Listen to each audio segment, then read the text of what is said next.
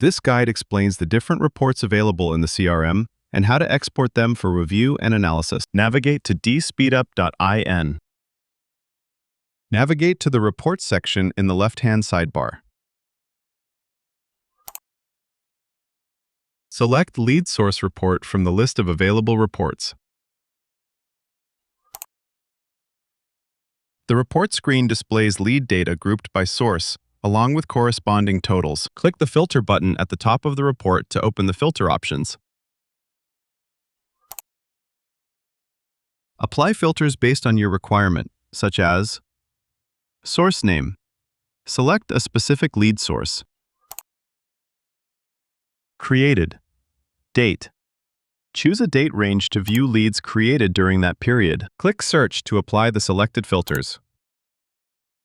Filtered reports will be displayed in the grid. Click Reset to discard the changes.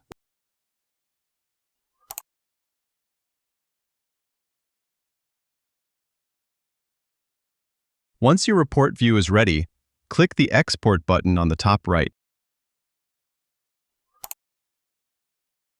Click on OK.